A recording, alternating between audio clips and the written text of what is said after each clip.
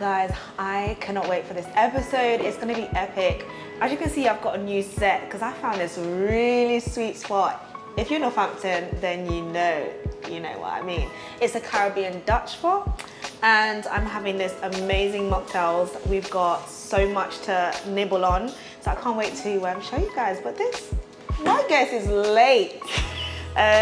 She needs to hurry up because the food is gonna get cold, the mocktail is coming. I can't wait to get into the conversation. She's here.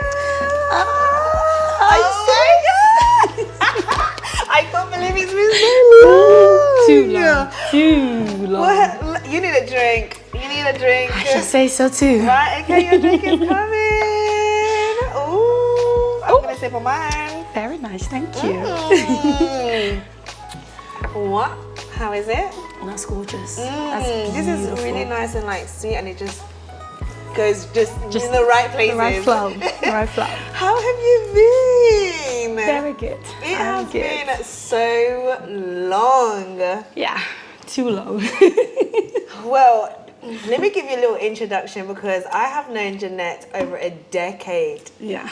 And you know what is so crazy? Because I was thinking about this the other day, and I remember the days in my room. You're gonna go back there? Wow. I'm going all the way back there. And when I was thinking about it, it's like, you know, when you apply for a job that you're just not qualified for, you have no certification for, but you just dive in. Yeah. That was me back then, guys. The deliverances. Everything. She was like Mama Janice, like doing from A to Z. God. She had it all covered up. But now you are a whole mom. Yeah. You are a whole wife. Come on, show them. Let's cheers to that. Cheers. I'm cheersing to that because we know what a journey it has been. Yeah. But before we get into that, you already know, when you come on the pod, I like to do these quick fire questions. Okay. So I'm going to get my questions. Ooh. Not sure if I'm ready, but okay. When I say quick fire, it's jump, quick fire. Okay. No hesitation or you're out. Right, okay, are you ready? Right, okay. Let's see how we go. So, coffee or tea? Tea. Early bird or night owl? Night owl. Dogs or cats? Dogs. One thing you can't live without? Food. What's your go-to comfort food? Ice cream. Summer or winter? Summer babe. Sweet or savory? Sweet. She's on it. Oh yeah. City life or country life? Can I go for in between? Cause Is city life or country life? right in between. You're like an in-between, Yeah. babe. Yeah, I don't blame you because the city life is like nice, but also like the quietness. Yeah, at the same time. At the same time, Yeah, it me. is nice. Well, thank you. You actually did quite well because some of the people that come on here, they're like, but you did good. So What can I say? Cheers to cheers that. to that. That's it, Mama. Before we get into it, because you know I like to go in, I like to go deep. If I know you well, yes, you do. Yes, and you know, the pod really is just about sharing the stories, you know, the testimonies, what you've been through, how you've overcome them. We all have a story to tell, and you know, you never know, it might save a life. So I like to have openness, transparency. And yeah, this is a big table, so we're gonna lay it all on here. Good. And also we've got a surprise because we've got some nibbles and food coming our way. I'm not gonna say no to that one. Okay, now. So whilst we wait on the food to come, let's start with this. What's been one of your most pivotal moments in your life? Wow. She said one. Because I'm sitting here, my brain is going. Tick, tick, tick, tick, tick, tick, tick. Shall I go for? It's a lot. Yeah, I'd go for marriage. Yes. What do you think? Marriage? Marriage. Yeah, marriage. Marriage. And we're gonna need to let them know why, because you went through a season. Yeah. You went through a lot of seasons. And one thing that I love actually about Jeanette is you have a strength that is undeniable.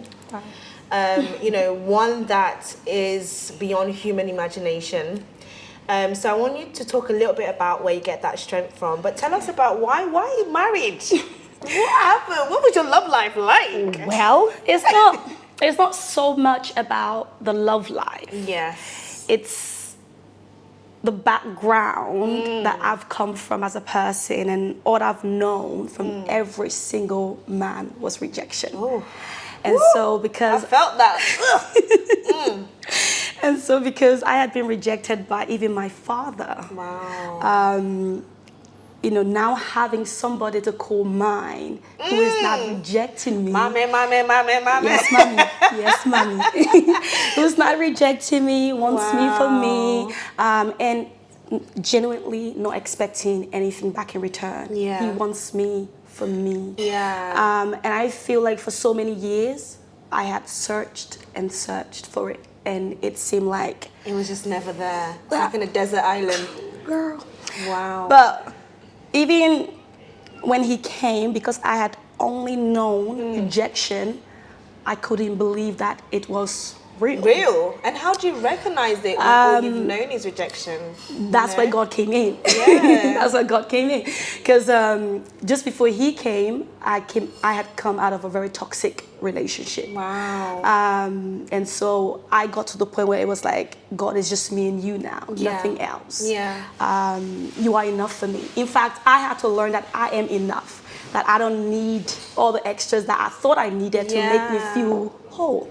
And so when I got to that place of just me and God and being satisfied within that, yeah, he brought He brought him through. Yeah, you know, the cherry on top. Literally, because even when he came, I was just like, no, Yeah. no, fear, insecurity, all sorts comes. Yeah. You know. And you know, they always say like the hurt people. Word. And it's just like you're saying, because all you had known is rejection. So even when love came, it's like you kind of project that rejection to it. back on. But the Lord showed me. He took me through like a little season whereby he allowed me to see where it was a thing whereby either I got rejected or I rejected. Wow. Yeah. So I had to begin to get on my knees and say, God, deal with Deal it with from it. the root. Yeah. And so even when my now husband came, I was ready to reject because I'm like, this seemed too good to be true. You're just gonna mess up with me like everybody else.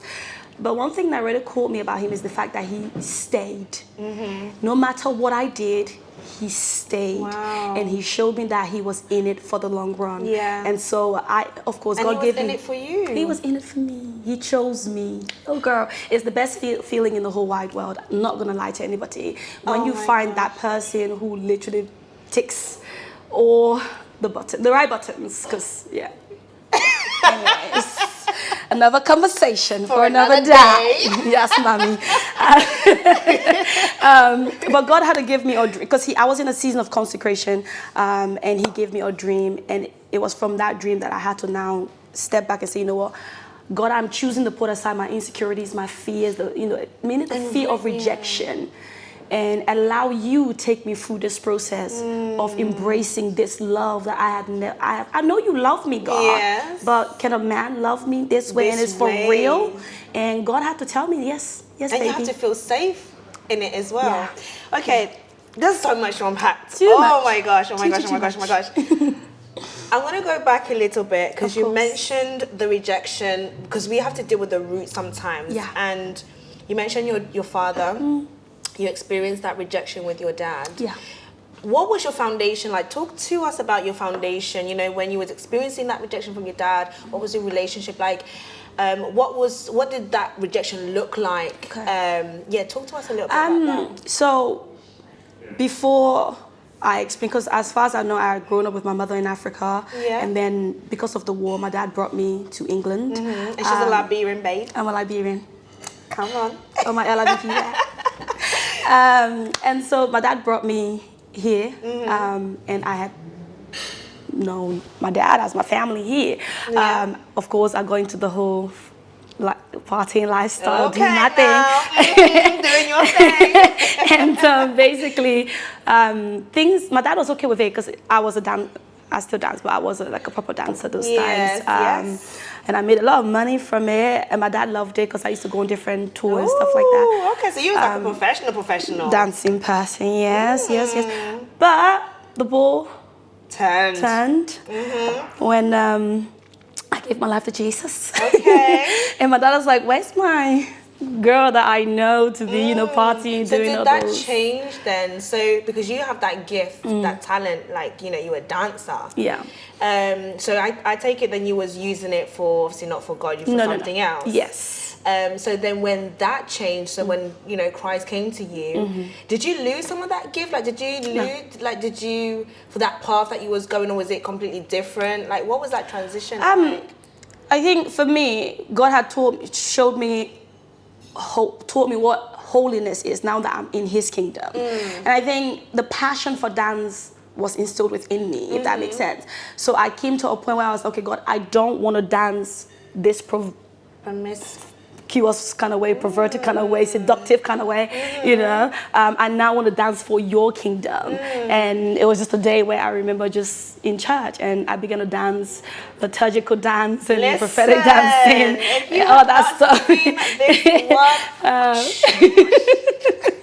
This one, she's a warrior, okay? And that was basically how, the shift from one, sort of dancing to the next, from the kingdom of darkness to the kingdom of light kind of dance kind of thing, and God did it that way.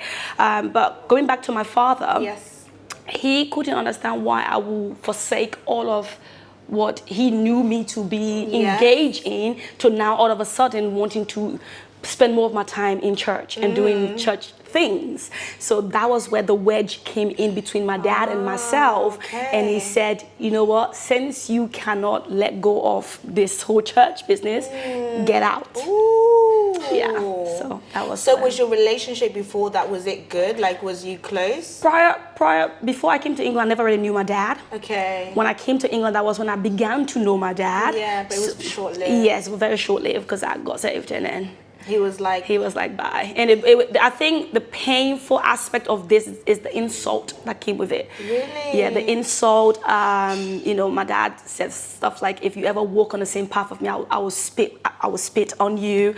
Nobody could, because he was angry. And I had to endure that. But the good thing with God, when you encounter His love, you are able to love even those that are difficult to love, if that makes sense. So I will call my dad and tell him, Happy Christmas, and he will insult me, but I will say, I love you, over and over again. So, and how old was you then? Roughly, I was 17, 18. Oh my God. So he kicked you out at 17, 18. Yeah. And you were still like, I love you, Dad. Yeah. I'm going to call you on your birthday, Christmas, whenever. That's it.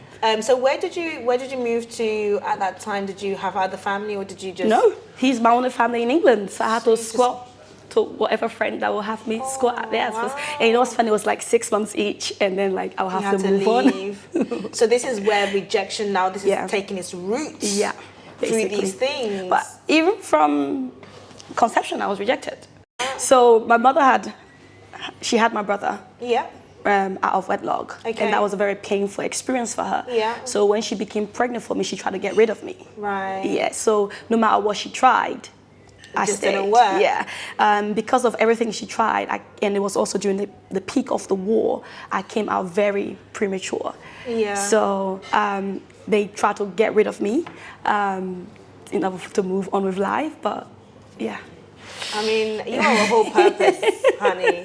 So you cannot kill purpose. You cannot kill purpose. You cannot kill You purpose. can say that again, mommy. Oh, come on. Wow, you have really endured. And I think this is why this episode and having you on was just, it kind of wells up tears, because I kind of know some of the journey that you've been through. And I think when I look at you, it's almost like you embody God's mercy, God's grace, and it's like His kisses over you. Especially when you mentioned with the marriage, it's almost like, I'm not only going to deliver you and bring you out, but I'm going to shower you. And Isaiah 54, that's my scripture. Come on, girl. Yeah. And so it's a beautiful story, and I think it carries so much hope. Because going from rejection, from when, from before, when you was in your mother's womb, to now meeting. When did you get married? I got married in 2021, June. Girl, how many years is that from when you was born to 2021? You lot do the maths, yeah? It's a very long time. I was 30. Let's just say 30. It is a very long time to go through Because that. I was born 91, so Yeah. 2021, yeah. 30 years old. I got Wow. married. Yeah. So what's your relationship with your dad? How did you know, I think overcome my dad genuinely wanted me to show him that I was heading somewhere in life. Yeah. So because he had taken me out of Africa, he had this big dream for me. And so, but what he failed to understand was that this child you've taken out of Africa, there's a language barrier. Yeah. She doesn't understand any of the language the new people speak. Yeah. So I now had to go through 3 to 4 years. And bearing in mind, I was in year 4. I just passed When the you year came. 4 in Africa. Yeah. And then I was sent straight to year 7. So for about 4 years of education already, I don't understand the language. And then I'm putting all the bottom sets, but he's expecting a lawyer and a doctor. Ooh. Because you know the education in Africa and here is completely different thing, especially if you're in a war zone. So that means I wasn't even getting any education, in and out. So I come here, there's a whole new system, and I'm expected to grab. So my dad really had hopes for me, but it didn't quite work out the way he had expected. So it was that pain and that frustration that caused him to respond. So because the Lord had revealed this to me, I was able to respond from a responsible... different perspective. Yes. So then I knew that I had to set on a journey of showing my dad that, okay, I may not have gone the way you wanted me to go, but there is still purpose. There is still hope. You know, he thought I was going to be, he would call me useless. You're going to give birth, all this, and before, all sorts he would say. But everything he said was the complete opposite. Bouncing off. Bouncing off. I remember that when I got my first job, I said, Papa, I want to take you out for lunch. He was like, what? I was like, yeah, I want to take you out. I even took a gift. He was blown away by that. So the good thing with God is that when you come to know him, he makes sure that the life or the road that you take, it helps those that may not know the right way to go, if that makes sense. I don't know if that's the best English to use. But anyway, so my dad was able to see the light through your action and your obedience. That's it. Because if you were not obedient and you was like, I'm a teenager, I'm gonna lash out, and that's not to say that everybody has to react this way, because you have a very key ingredient here. Exactly. But from the age of like 17 to be able to walk with such grace and love towards someone that just completely tears you down all the time. Your father. Who's meant to be your head, your protector, your everything, your covering. And it's almost like, no, if you're going to take this route, then be gone from me. Be gone from me. Like, the only family in England. The only family. The only family. Yeah, basically. And the thing is as well, with my dad, I think he had never been shown love. He lost his dad at a young age. So for him, my dad had never told me he loved me. I had to teach my dad how to say I love you and all those things. It's crazy because I don't know, do you feel like a lot of men kind of do suffer with that because they've never experienced maybe that fatherhood or that love in their foundation? So the way that they react or the way they discipline or the way that they treat their kids, it's not that they don't love them, it's just that's what they know. That's all they know. That's what they know. I had to learn that, and in that I was able to show mercy. Was it painful? It was very painful. Were there days I felt... I was gonna say, because you went through it, and I think you carried it. I did carry it. To the point where it was killing you. You can say that again. And there wasn't so much output in terms of, like you said, you didn't have family here, your dad was rejecting you. So you was almost like, you go in a pit and you come out, and you go in a pit and you come out, and you fought for your life. Like a lost little sheep, just like... But you held on, because sometimes people don't hold on. Well, because I had supportive family, who are not biological family, such as yourself, and the lovely church that I was in. You guys held me. Were there days that, like you rightly said, that I spilled and I screamed and shouted and did the most? Yes. That was just a bleeding child that just needed nurturing and love. But I'm glad that I had people such as yourself and so many others that were around me to stand the journey with me. And today, the woman that I've become, To God be all the glory. To God be all the glory. We're gonna cheers to Cheers to that.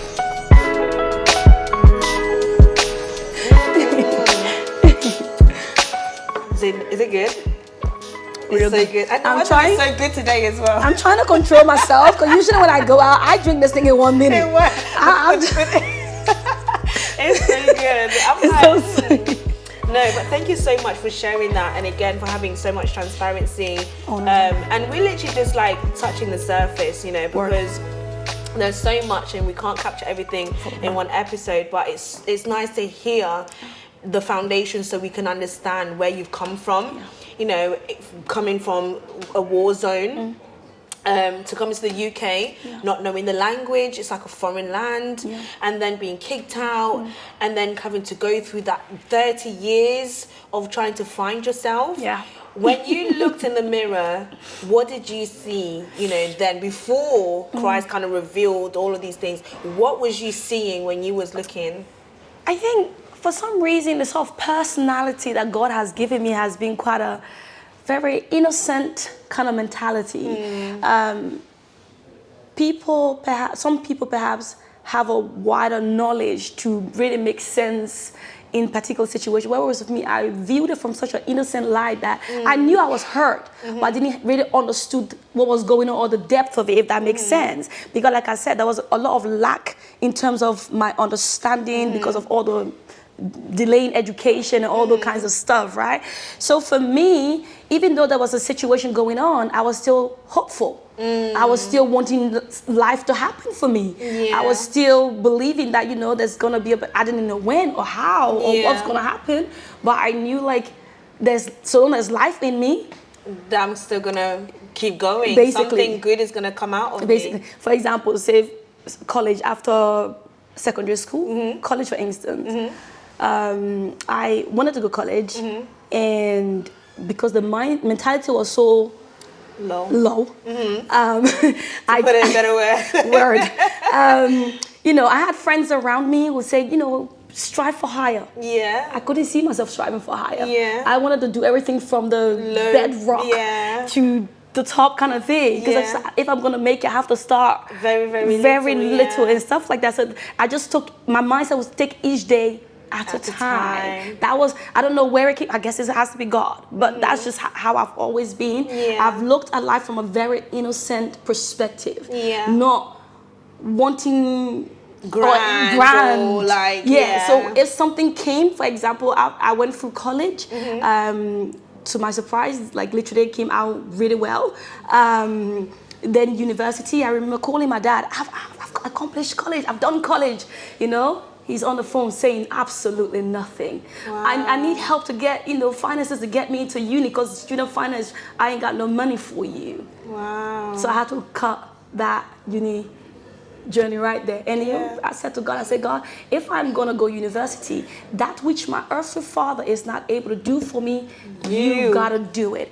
And about 5 years later, God ensured that I won a £45,000 scholarship at the University of Northampton. Come on! He paid it, honey. So that's to say, yo, in this life, you ain't gotta think too much when you got God. Just let God think for you. Trust Him, and that's it. That's so true, though, because sometimes we always think about like tomorrow. Oh, I don't know if I can like do this, or worry about today. That's it. Let tomorrow worry about itself. Let tomorrow worry about itself. Be at peace. Exactly. It's not as simple as said, sis, as you know. But we take it. We go through it. We go through it. Do you know what? I'm smiling. I'm like, my mouth is hurting. It's too good. I'm like, where do I go? Where do I go? I take it from there. But no, I'm so thankful, and I really hope that, you know, by hearing Jeanette's story, you can see that there is hope. You know, don't worry about tomorrow, because you are a purpose. Trust God. You know. Let's talk a little bit about your attachment style. And the reason I talk about your attachment style is because we spoke about the rejection, and now you've met your husband, and there was what they call it, some frogs you had to kiss before you. Too many frogs. Before you get to the king. Oh, honey. Oh, honey. If I met my Prince Charming, I had to kiss loads of frogs. Frogs. And do you feel like that was because you was like longing for something? Yes. Yeah. Yes, you see.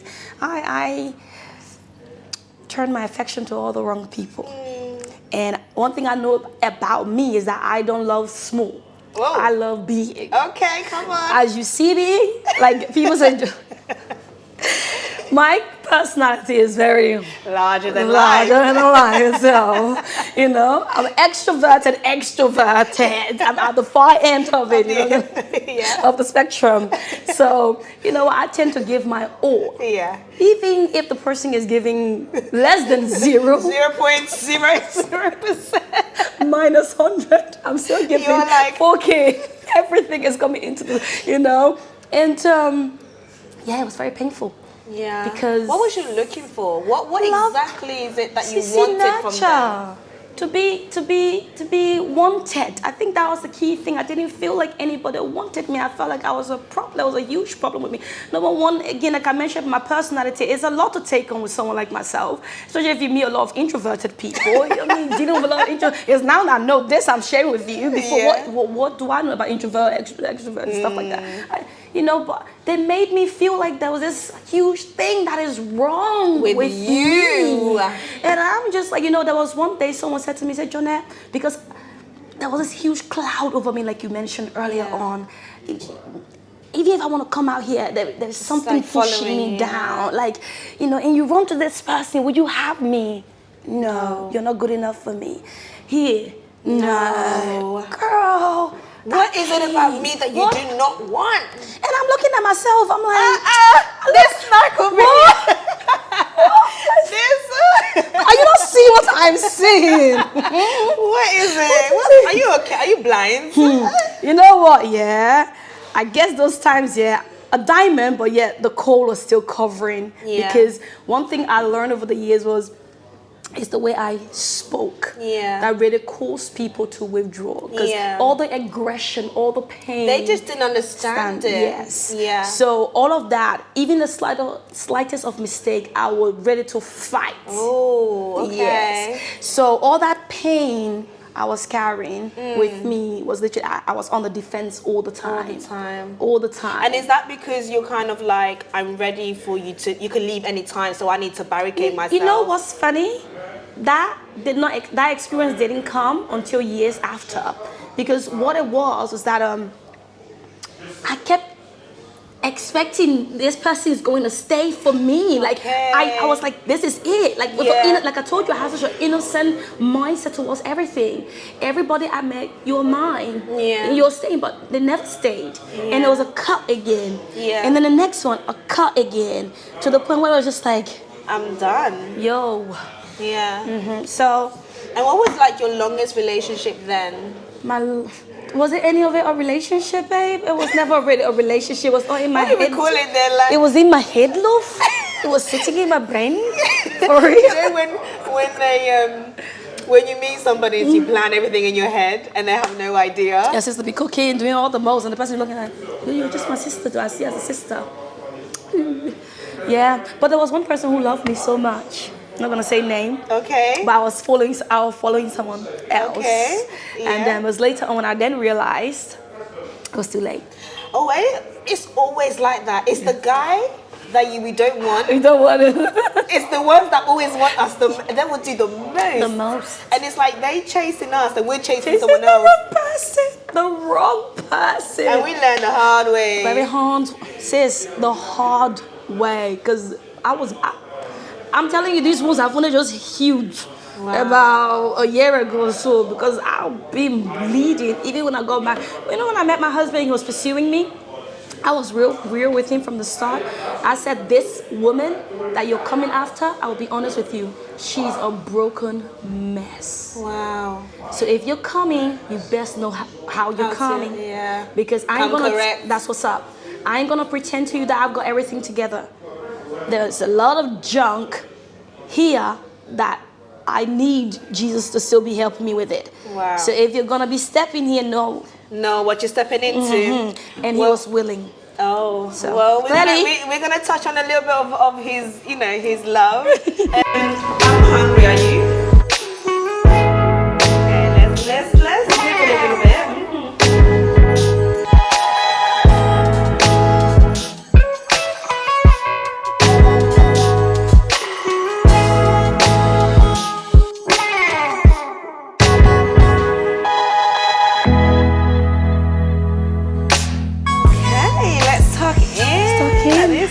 Really, really good. Oh, girl, you're making me glad I came. Come Well, on, I have to look after my guests now. It's not all the time, by the way.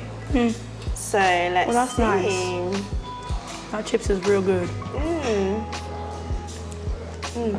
That's making me happy inside. Do you ever do like the eating dance? No, mommy. You don't you? I'm learning from you today. When I'm eating and it's good, it just naturally moves my body. It really, really does. Look, Jay, I'm tired. Oh my gosh, I hate when I'm laughing because I get teary-eyed. Oh my Yeah, goodness. do you? The J, you get teary-eyed? Yeah. Wow. And I'm like, my eyes. How is it? Scrumdiddlicious. I like how crunchy it is. Very moist Same and with tender in these the as middle. well. It's like crunchy on the outside, but it's like really nice Moist and in the inside. succulent. Yeah. Beautiful. Wow. I'm not a mustard person, but the way they've done it, It's like lit. it's blending the flavors together. it's beautiful. Well, you have to like tuck in. So we are talking about love, and one thing about love is happy weight. It's a thing because it reminds me of the food. You know, when you are in a relationship, you know, you put on this nice happy weight because you're in love. You're going out. You're eating, and I'm sure because I can see how you look. You're looking like all loved up. Oh, yes, mommy. Feeling loved up. This girl. And I'm sure you are loved up. He's amazing. Right, so I can see for the you smile coming guys, already. for you guys that don't know this, hubby's called John. I'm Jonette, and my little baby is Jonelle. So we're keeping the J going. Yeah, so no, John he's an amazing man. His character is one in a billion. So how did John come about? Because it was a journey. It was a journey. Yeah. I met. So I started my master's on the master's course that we met. He came in late, so I just saw this guy walking, like bouncing in the class, and I was like, "Ooh, who's that handsome?" Were you meant to be studying then? I was no. What? Things happen in this life. You know, Oh my god. so I was just like, oh, this is nice. Nice little eye candy to see, isn't it? On a lovely Monday morning. It's lovely. And so, Oh my god. And yeah, that's how we, well, by this time, I saw him first. Okay. He didn't really. It was through a mutual uni friend that we really got to know each other and started talking. And it's because I was planning a birthday for this mutual friend that you know, I went to invite because he and John was sat together. So I went and I said, "Hi, I'm Jonette." And he said, "Oh yeah, my name is John." I said, "Your name is John? My name is Jonette. Wow." Oh my god, I can imagine. It's like boom, the door is open. All the fireworks, like, you know, like, but honestly, there was nothing. It was like natural. Yeah, natural, like, but it was just a funny thing to realize, like, we share like the same name kind of thing. It was later on when he was sat down with his friend, and I think when God sends your partner, they always carry something for you. Yeah. Yes. And so because you know of the health condition I battled with until last year, and so because I was always sick doing uni, so John was a backbone for me. Wow. So I remember the very first assignment, I didn't pass it. Wow. So I remember he decided to sit with me and our mutual friend to help me with the assignment. And that was when he began to share his life story. Yeah. And girl, honestly, I'm glad I made this statement because that was when the light bulb in John's brain went ding. Wife material. You know, literally, he was just talking about his life story, and I remember saying, by this time I was in my toxic relationship. Okay. Yeah. I said, you know what? If I was single, you would be the perfect man for me. You said that to him? Yeah. Oh wow. And that was when the light bulb went ding. he began to pursue. Wow. John did not was hold. waiting for that green light. Honey, And sometimes you don't even know with guys, you know, like you don't know if they like. you don't know if they're checking you or nothing. You don't know. Are you checking? Are you not checking? But you gave him that green light. Honestly, I didn't think he was thinking about me. He seemed like such a focused, because he's a doctor, he's a dentist. So he just seemed so booked. In his own world. Yeah, consumed. So I didn't think, and of course I wasn't even looking because I was already in a relationship, as toxic as it was. So there was nothing. But the way he did not hold back. He was like, I like you. Really? Like legit. John did not hold back. When you told him then or like later? He knew, everybody knew I was in a relationship. Like, you know what I'm like, my kind of characteristic anyways. He didn't hold back. He said, I like you. I was like, yeah, I'm in a relationship. He said, yeah, okay, I understand, but I like you. That doesn't change it the fact doesn't change that I a like thing. you. And he pursued me, like, and I got angry. And I told him to stay the hell. Was that because you just didn't recognize the kind of the love, the pursuit? Like, what is this thing? It was just too like much. I was getting to the point where I just couldn't deal with anymore. Yeah, it's too much of a risk, and it's too much like I'm done kind of thing. Like, leave me. Yeah, but you know, one thing he did that really struck me because of my health again.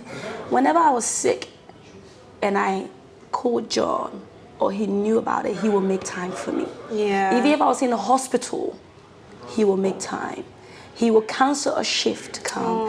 Even if I didn't have a penny. Big up John, big up John, big up John. Come on, come on, come on, come on. He would give, even if it was his last penny, he would sacrifice that for me. And there was a moment in my life where we sat down together and I realized I don't know how to love. I was astounded. This person is pouring all this love onto me and I didn't know how to give it back to him. Yeah, but and he didn't, it doesn't matter to him. It didn't matter to him. Because he was gone. Man was like, I'm coming after you, I'm boo. coming for you. I don't care what you do. That doesn't change Honey? what I'm going to do. John will help me with all my assignment because either I was in the hospital or something. He helped me through the masters. Wow. No joke. And so I then decided in my heart, if you miss out on this person, you're a fool. Yeah. Because this is what you've been looking for all along. And yeah, it is right there it's in front right of there. you. Just because you don't feel that all the goosebumps that you've been wanting, but you can't because of all the gunk that's there, you know? Yeah. And so I had to trust God Yeah. on the journey and say, you know what, God? I'm willing to put aside my fears and insecurity, and I'm willing to trust. But by this time, the toxic guy had gone. Okay. First of all, how did he leave? Because I had to put my foot. As well? We were together for 6 months. Okay. Before I met John. Yeah. Yeah. And I had to literally put my foot I'm down. looking at the toxic guy. Yeah, the toxic guy. He was gone. Like literally, I was happy that he was out. Oh my God. He caused me too much pain, and so yeah. I don't even know what to say now. I've lost my train of thought. And my cheek. Yeah. I can't stop smiling. But I am just, I don't know. It's just like he did it. God did it. God did Didn't it. He? Who am He I? did it.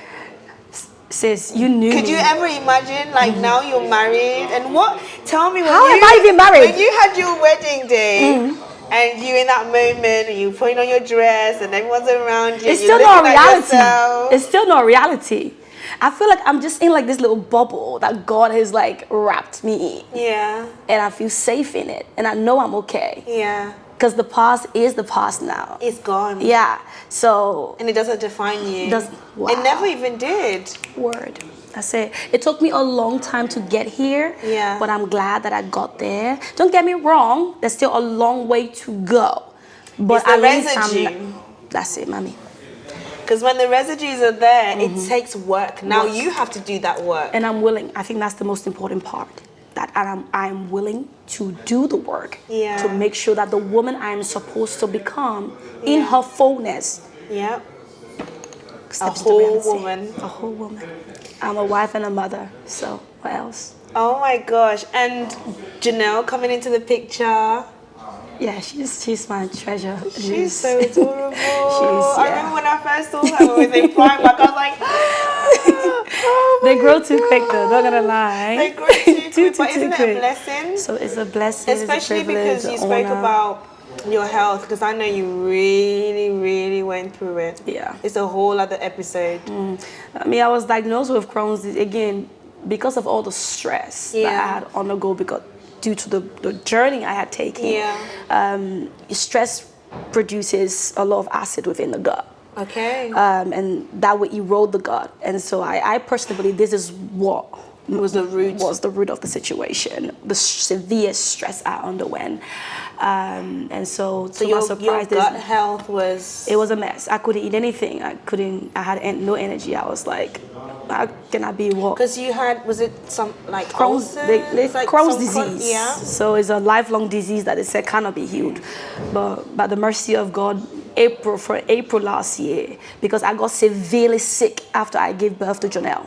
Wow. Yeah, I had deteriorated severely. Like I had to go back Africa to home to get nursed because my husband's working. What happened? Like how did you? I think what really broke me was the fact that I felt within myself that the people around me that I call family, they will come and I'll pull in my most vulnerable moment, because I had a C-section for Janelle.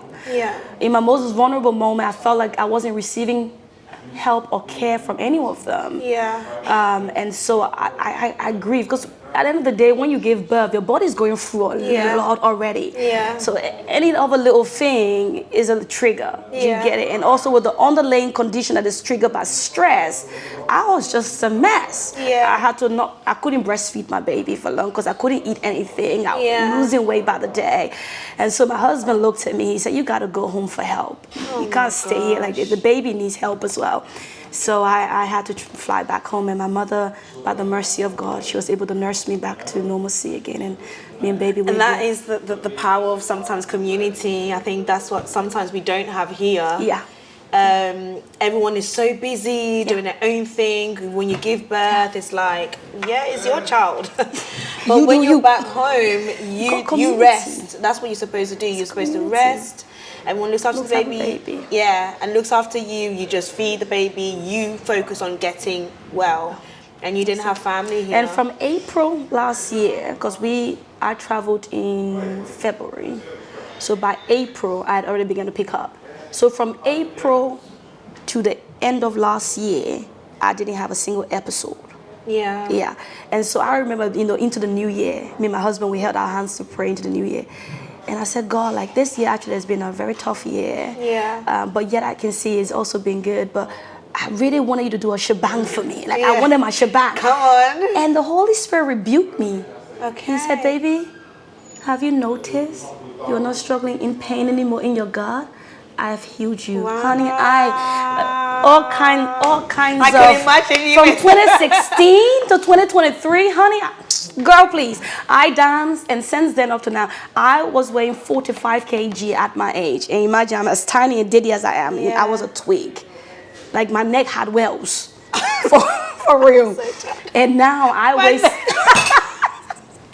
That's the reality of the situation. Oh God. And I have a baby depending upon me and a husband. I'm trying to say, and literally now I can say with such joy, I now weigh 64 kg. That's the mercy of God again. Mercy of God. Mercy of God.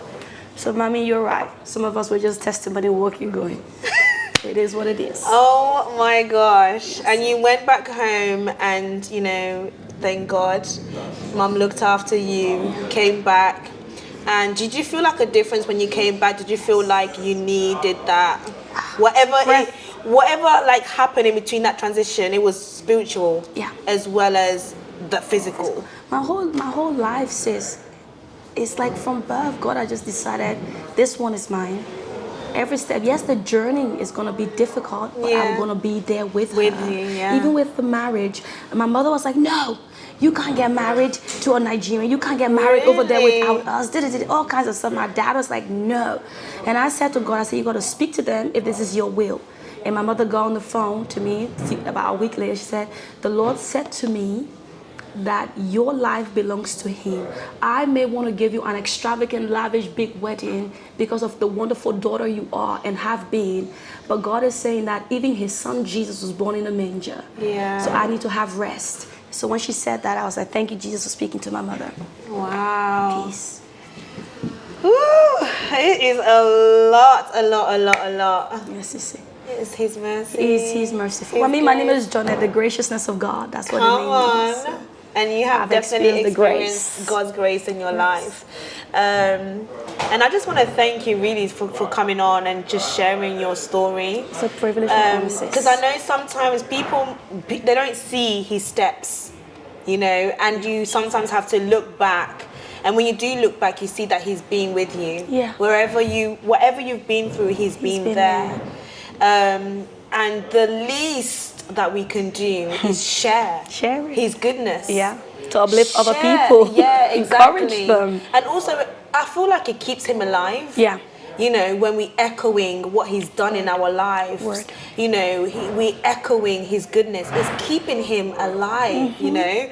And that's our duty. So Okay. It is what it is. As stewards of the Lord. as Yes, stewards of the Lord. Yes, it well, is. I hope you enjoyed this little brunch kind of It's been thing. amazing, And it's been sis. really, really nice to have you. been amazing. And again, yeah, John, if you watch this, yeah, which you better be watching this. Okay, we salute you over here because not a lot of men. Yes, my love. Because it's so much commitment to do that, you know. I've spoken on previous episodes about when you're sick, you know, how committed would you be to someone who is sick, you know, because we live in a selfish world. Very selfish world. And we can't blame people, it's just the way it is. But for someone to say, you know what, you're sick, I'm going to be there, I'm going to cancel my shift, I'm going to give you my last money, I'm going to do what I can For you. For you. Yeah. And I don't even know you like that much. Yeah. But there's something about you that He saw that other people couldn't see. And that's okay. It's good. Yeah, it's good. It's His own blessing. If I close their eyes, it's good, because imagine if you was in the wrong hands. You know, it's part of your destiny, like you said before.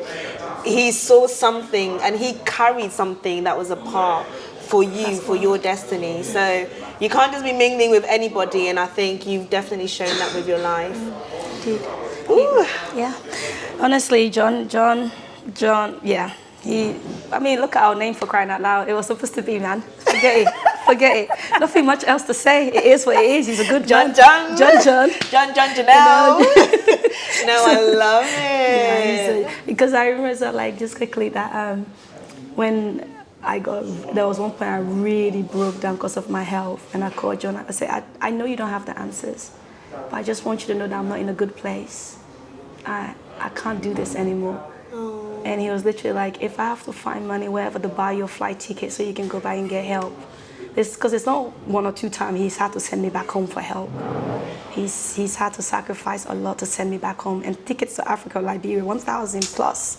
Man, let's and not he even would talk do about it this. over and over. It's easy. This is the kind of thing John does on a daily basis. Because he loves me. He loves me. Because he loves me. Well, we love you too, and you know I love you. I love you. You're like my sis. My sis. It's like, when I think about you then, it's like you're so young, little, but now you're like a grown woman. And you're glowing. And I thank you so much for coming on. And I hope you guys enjoy the episode. Thank you so much, Jeanette, for coming on. Thanks for having me. Definitely, I'll be having you back on because we've got so much to talk about. I look forward to it. Please do subscribe to the channel. Make sure that you listen to the podcast on all the podcast channels. So thank you so much, and see you in the next episode. Bye.